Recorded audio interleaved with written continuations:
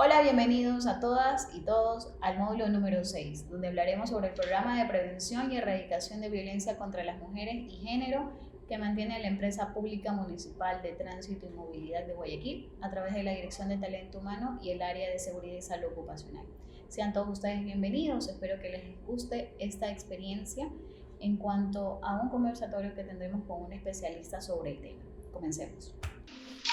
Hola, bienvenidos a todos a este módulo. En esta oportunidad vamos a tener un breve conversatorio con la magíster en intervención a víctimas de violencia de género, la abogada Rosandi López, que es un gusto poder contar con usted y pues obviamente sus conocimientos aportarnos en este módulo.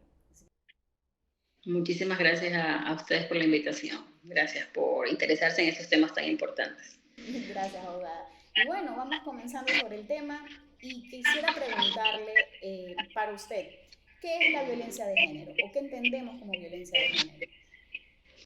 Más que para mí, tenemos que entender de manera general y todos saber que la violencia de género constituye una gravísima violación a los derechos humanos, porque toda persona, sea hombre o mujer, niño o niña, es sujeta de derechos y hay una construcción, hay una base, una estructura legal de estos derechos que son humanos por el hecho de ser personas.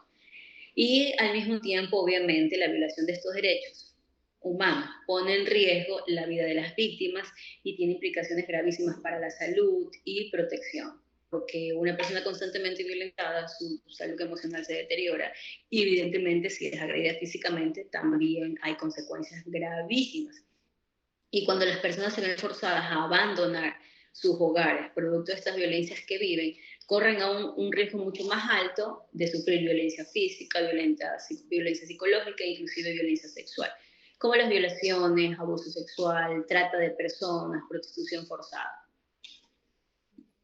Abogada, y siempre hay una confusión, tanto en hombres como mujeres, al momento de determinar el tipo de violencia. ¿Usted nos podría explicar un poco cuántos son los tipos de violencia, si los tienen ya calificados, o cómo es el proceso para que en este módulo podamos tener más claro este tipo de violencia que existe?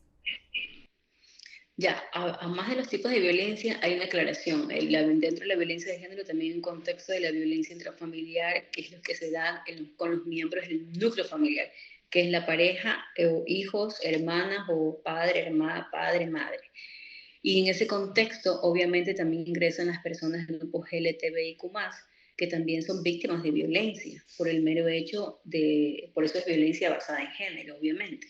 Y eso es muy importante tenerlo clarísimo. Hay una diferencia clara allí y hay que tomar en cuenta, obviamente, estos grupos que siempre son discriminados y que es otra forma de violentarlos. Los tipos de violencia son muchos, están tipificados en la ley. Está las que se encuentran tipificadas en el Código Orgánico Integral Penal, es la violencia física, la violencia psicológica y la violencia sexual. Y dentro de este grupo que está la violencia sexual, está el abuso sexual, el acoso sexual, la violación, inclusive la violencia sexual digital, que es muy poco conocida, pero pasa constantemente en los entornos laborales, en las instituciones educativas, en muchos entornos, que es la difusión de imágenes de una persona desnuda o de una persona teniendo relaciones sexuales que fue con su consentimiento, pero confiando en la otra persona, luego existe una distribución de este contenido. Y eso es otra forma de violencia que lamentablemente a medida que todos evolucionamos, las tecnologías también han evolucionado y mucha violencia contra las mujeres. También está la violencia simbólica, la violencia ginecobstétrica y la violencia política. No sé si han escuchado últimamente, la violencia política ahora que hubieron elecciones, se dio mucho de este tipo de violencias a las personas, a las mujeres sobre todo, que eran candidatas, estuvieron de candidatas en la esfera política. Abogada, usted mencionó la violencia digital. En este tema, que es súper mediático, y justamente usted menciona el tema laboral. ¿Cómo se podría manejar en el ámbito laboral estos temas? ¿Cuál sería el proceso o el camino para la persona que sufriera este tipo de violencia? Más que el camino para la persona que lo padece o que la que es víctima, primero en el ámbito laboral hay que trabajar mucho en prevención, mucho en una organización como entidad de brindar confianza a su personal, de difundir de socializar, que es una forma de prevenir. Y eso genera a la vez confianza de que tiene un área estructurada donde va a encontrar un apoyo en el caso que se presente.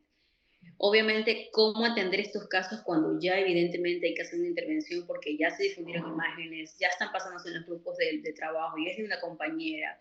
Primero, la entidad debería contar con un equipo interdisciplinar, como un psicólogo para que la aborde y obviamente hay que sancionar. Ella debe recibir toda la información necesaria para que presente una denuncia, la lleve a instancias legales y obviamente la empresa dentro de su código de ética, de su reglamento interno, debe de prever estos casos, debe inclusive, yo soy muy partidaria de que en los contratos laborales se contemple una cláusula respecto a esto, que el empleado o la empleada que violente, acose a su compañero, su compañera o todos estos tipos de violencia será debidamente sancionada dentro del reglamento interno y basándose seguramente en el ordenamiento jurídico que para eso también existe. De hecho, el Código de Trabajo tiene, perdón, el Ministerio de Trabajo tiene un reglamento para actuar, un protocolo de actuación, tanto para la empresa pública, tanto para las entidades públicas como las entidades privadas. Y el no acatarlo, el no cumplir, y si no se cumple, la empleada, la víctima, tiene todo el derecho de denunciar al Ministerio de Trabajo, de denunciar a la empresa, y se seguirá un procedimiento, obviamente, que lo hace el Ministerio de Trabajo, que lleva a cargar sanciones en el caso de que la empresa no haya ejecutado ninguna acción, pese a que ella en su momento le haya puesto en conocimiento. Es decir, lo haya denunciado dentro de la empresa, más allá de denunciarlo en el ámbito judicial, Abogada, ¿y legal. cuáles serían este tipo de sanciones que recibiría la empresa en el caso de evidenciarse algún tipo de violencia y no hacer nada en ellos? Más que evidenciarse en el caso de haber conocido y no haber ejecutado ningún procedimiento. Es monetaria, es de remunerada, monetaria, sí, dinero. Las sanciones son monetarias. Abogada, ¿y cuáles serían las recomendaciones en el caso de que una funcionaria, bueno, ya hablamos un poco del tema de la violencia digital, pero yéndonos más un poquito, profundizando un poco en el tema intrafamiliar, ¿cómo podría usted brindarles unas recomendaciones tanto a hombres como a mujeres en cuanto a violencia intrafamiliar? A ver, la violencia en el contorno de pareja, sobre todo, que creería que va tu pregunta, a hombres y mujeres, hombres víctimas, perdón, mujeres víctimas, también hay hombres víctimas, hay que visibilizarlo, solo que esta construcción machista evita que el hombre reconozca que, puede, que está siendo víctima de violencia. Pero, ¿qué se recomendaría? Mira, una de las cosas que yo siempre discuto es la falta de prevención de las políticas públicas por parte de un Estado, que eso hace que las personas, hombres y mujeres, desconozcan sus derechos, desconozcan y obviamente eso lleva a que cuando hay situaciones de violencia las tengan normalizadas, porque creen que es normal que ejerzan sobre estas personas violencia. Pero, ¿qué es lo que se puede aconsejar? La verdad que si hay una mujer que está siendo víctima de violencia, más allá de que puede haber una construcción, una normalización debido a la dinámica familiar o la construcción familiar que ha tenido, es muy importante que trate de no callar, sino de buscar ayuda de alguna forma. No necesariamente el buscar ayuda significa que lo va a denunciar y que inmediatamente va a estar preso, sino buscar ayuda, buscar apoyo psicológico para que trate de entender y sobre todo tratar de comenzar a tomar decisiones que la puedan empoderar emocionalmente para que empiece a poder salir de los ciclos de violencia.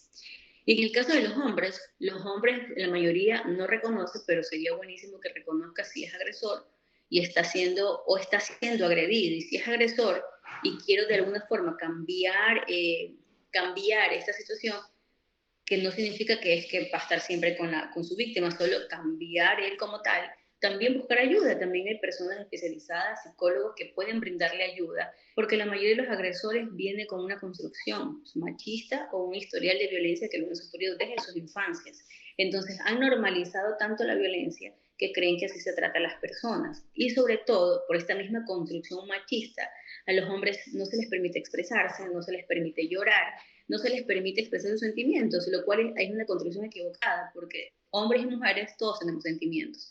Lo único que nos distingue es el sexo.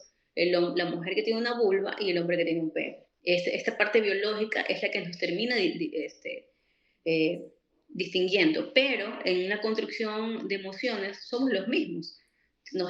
Tenemos tristezas, tenemos frustraciones, tenemos alegrías, tenemos un sinnúmero de cosas, un sinnúmero de situaciones que nos hace personas como tanto el hombre y mujer que es sujeto de derechos y de respeto, obviamente. Abogada, y usted que está en el día a día del programa Amiga ya no está sola, ¿qué beneficios te brinda y qué nomás relaciona el programa Amiga ya no está sola? ¿Cómo podemos ayudar tanto a hombres, bueno, en este caso a mujeres sería? Mujeres, claro. A ver,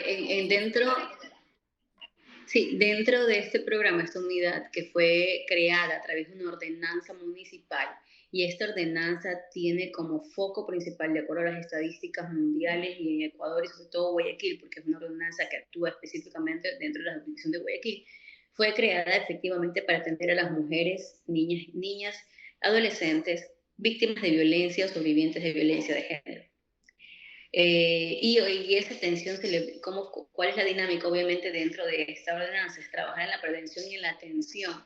Y en la prevención obviamente es de sensibilizar, de coeducar, porque hay un equipo interdisciplinar que está conformado por una psicóloga y la parte legal. La psicóloga se encarga de ver todo el contexto, como hablábamos, de esta construcción, de por qué está en esta situación, de que ella vaya entendiendo sus situaciones, que le permitan tomar decisiones. Y en la parte legal recibe un asesoramiento en el caso de que pretenda o quiera presentar una denuncia, que no es obligación, obviamente, porque eso ya es una decisión y no se la puede obligar. Pero sobre todo aquí recibe un direccionamiento de que entienda que es una persona sujeta a derechos.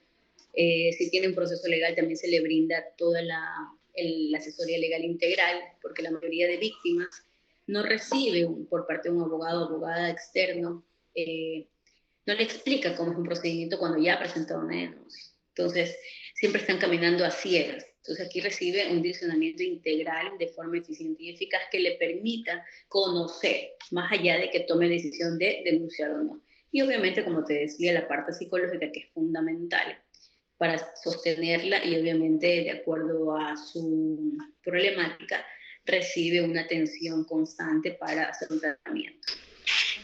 Entonces podemos decir que también hay un seguimiento por parte de la unidad hacia la víctima en todo el campo. Así es, exactamente. Ahora, para ir finalizando esta intervención, quisiera pedirle un mensaje para nuestros colaboradores, desde su punto de vista acerca de la erradicación de la violencia de género. ¿Qué le puede decir o qué mensaje le quisiera dejar a todos nuestros funcionarios? A todos funcionarios y funcionarias, sobre todo que entendamos que la violencia es una gravísima violación a los derechos humanos por el mero hecho de ser persona y evidentemente en el caso de la mujer y el contexto se viene dando y las estadísticas no aumentan y no mienten por el mero hecho de ser mujer. Y también estas violencias se trasladan a hombres y mujeres y obviamente hay que siempre reconocer o aceptar que estamos siendo víctimas de violencias, de discriminaciones, de abuso, de acoso en el entorno laboral si es que acontece o en el entorno familiar y buscar ayuda, tanto la víctima como el agresor. Yo soy muy partidaria de que el agresor busque también ayuda porque hay una construcción detrás, no se trata nada más que le presenten una denuncia y lo persigan, pero hay que aceptar estas condiciones y se requiere voluntad. Y sobre todo en las víctimas, hay esta construcción de que no quiero denunciar porque le voy a dañar la carrera, no quiero denunciar porque lo perjudico, pero también hay que ver una mirada, la mujer siempre queda atrás, no hay que dejarnos atrás, hay que ponernos siempre adelante y pensar en nosotros, en seguir pensando en nuestro proyecto de vida que nos permita avanzar, y esto es a través de este reconocimiento, de aceptar ayuda, de permitir recibir ayuda. Porque no es malo buscar ayuda, lo bueno es permitir que le ayuden, permitir para poder salir de una situación de violencia o que le permita tomar decisiones para avanzar. Y no tengamos miedo a denunciar. Por último, en los casos si hay que presentar una denuncia, se lo tendrá que hacer porque la violación a los derechos es irremediable, irreparable, más allá de que pueda haber una reparación integral como manda la ley. Pero es súper importante que busquemos ayuda, busquemos ayuda. López, a la cual agradecemos por su tiempo y predisposición por participar con nosotros. Hasta una próxima. Muchísimas gracias. Muchísimas gracias a ustedes. Muchas gracias.